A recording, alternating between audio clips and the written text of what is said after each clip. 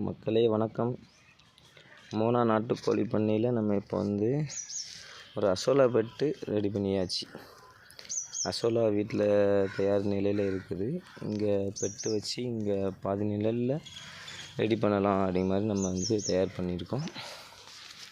இனிமேல் அசோலா இதில் போட்டு இதில் உற்பத்தி பண்ணி நம்ம கோழிகளுக்கு கொடுக்கலான்னு சொல்லிட்டு ரெடி பண்ணியிருக்கோம்.